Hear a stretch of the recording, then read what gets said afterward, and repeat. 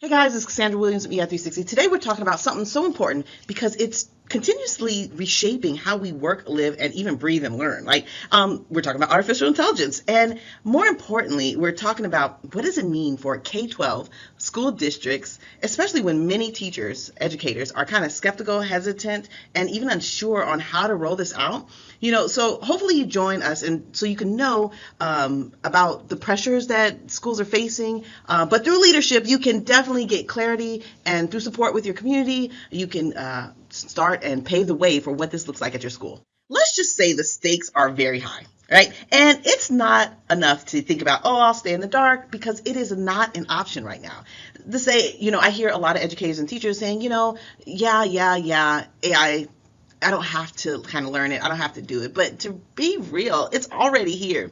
And so I kind of feel like there's a danger in inaction. If we fail to do anything, then we struggle to help our students adapt. And so we are tasked, this very important task, about giving our students a baseline, helping our students have access to the current research. We must train our teachers and our staff and our community on what this even means and what this emergence of technology looks like. And I always say, ignoring it is not an option, not a safe option by that means. We want to be able to infuse some of the things that we're learning with the very people that we serve. And so not only does AI just inform the community of what's going on in the world, but it also deepens student engagement. We know it will shape the jobs of tomorrow. So hopefully this will give you a sense of urgency while addressing some of the real concerns that we're starting to see in the world today. I like to say that the urgency is AI, and just having the AI literacy just as a basic skill. I keep saying in all of my presentation how the digital divide, who had access to technology, was the kind of the wealth gap. But now I'm starting to see, AI as kind of the divide of people who are running faster and people who are just kind of taking their time and unaware of the possibilities that are out there. So we know, even thinking about districts and superintendents, 79% of superintendents believe that we have a moral responsibility to teach about AI. And then thinking about 60% of Americans say that it's important for their kids to learn about the emerging technologies that are out there. I just had my daughter ask me, is this real or fake? And it's getting so close that we can't even tell anymore. So it's about, I don't want to say it's about like really looking into like making our kids coders. It's just really equipping them with the critical thinking skills for digital literacy and being able to understand the responsible use of AI for everybody, and even thinking about what this means for their careers in moving forward.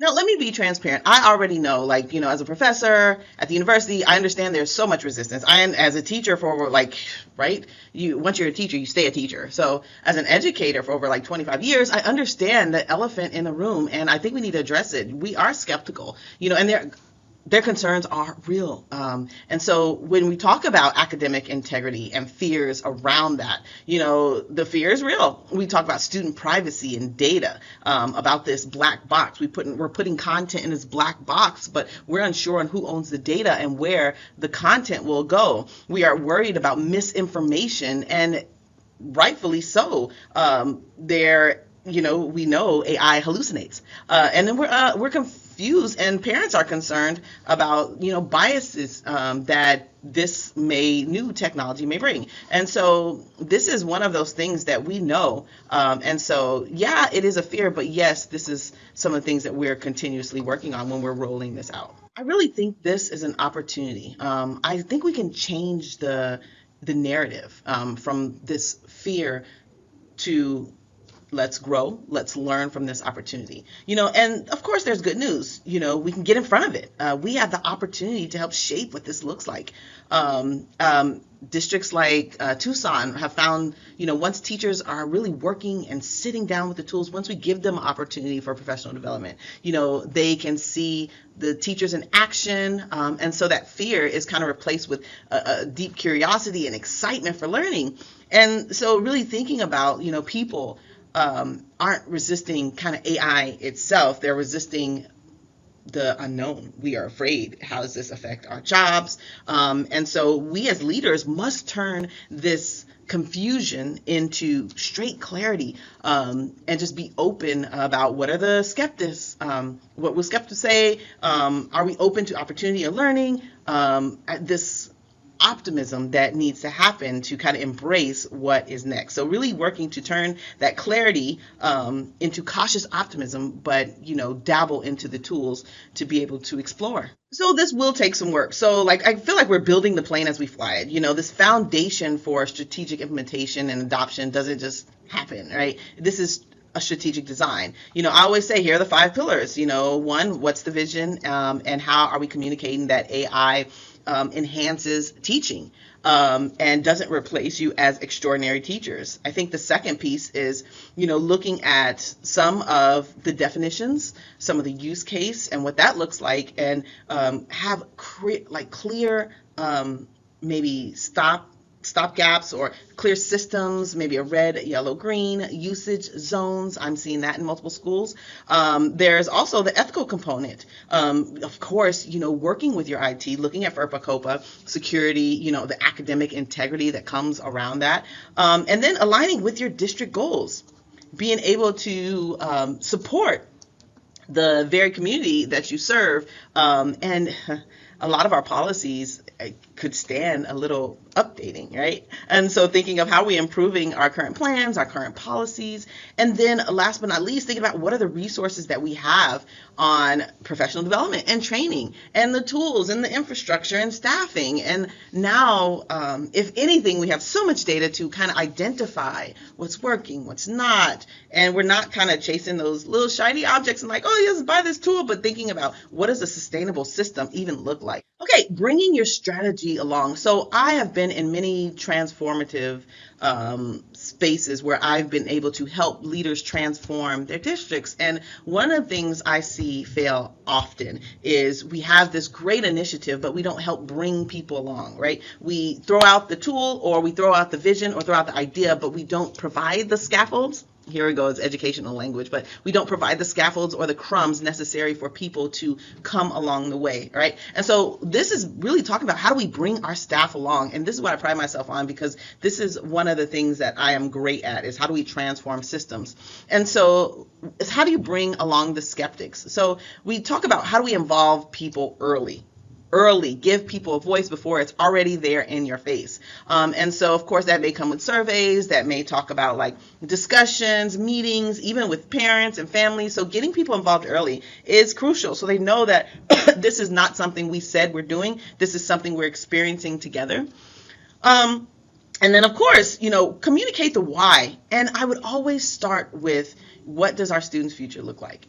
And so when we connect AI, I talk about okay, how is this going to make our workload better? What is the learning going to look like? And so I connected to one of our pain points in the schools, how do I save time on blank? And that really helps teachers kind of resonate on ways they can use it to effectively help with their time. And then, of course, another part that I'm big on is providing professional development. Think coaching, AI playgrounds, hands-on practice, asynchronous learning, mini modules to support teachers doing things different. And so that really helps as well. And then part 4 is thinking about how do we address head on their fears.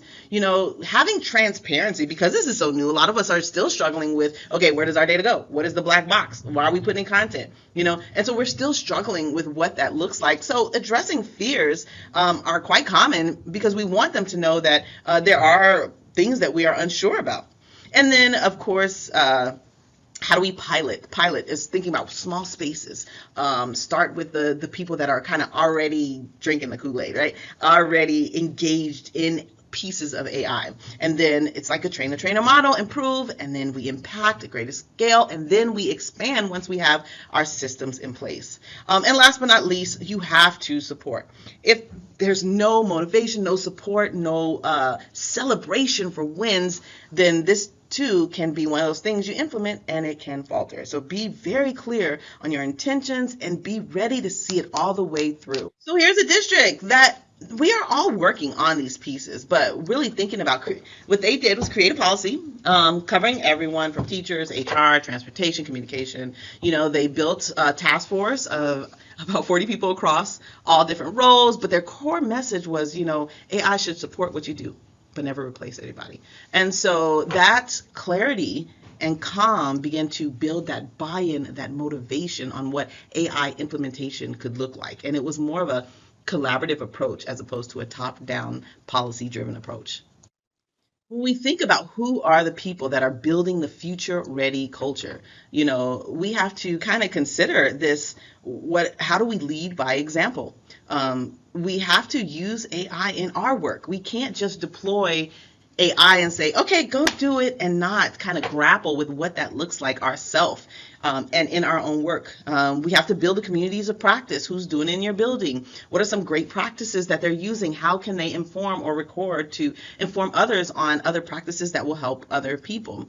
How do we highlight student success stories? That's one of the things that I definitely see missing. Oh boy, look at my mouse. Definitely see missing, but when we allow students to understand what AI means, then we can start highlighting their projects, thinking about expanding project-based learning to incorporate AI, And then, of course, all in all, we must establish ethical means for sustainability and renew our systems over time. This is a different world we're living in, and we must prepare our students. I hope I clarified some of the things that I'm thinking, and hopefully you are thinking with your team. We are tasked with the opportunity to lead today for tomorrow's opportunity. So we have to talk about what is the urgency, not fear-based messaging, but future and focused awareness. We have to be inclusive with our practices, bring family, students, everybody involved in the process, and stay persistent. We know change is, necessary for our student. And I think there's a danger of staying in the dark. And that has to sit uneasy as educators who are revolutionaries, I like to say, because they are all about how can I support my kids, which are babies, for this next generation that it's unknown. And so I always say that we are not preparing our students for the world we grew up in. We're preparing them for a world that they will inherit, and we are unsure about what that looks like as of now. So I appreciate it. Hopefully you have any questions, you DM me, let me know. I'm super excited for you to be on this journey with us as educators, and I hope that you will help me lead this initiative. Talk to you later. Bye.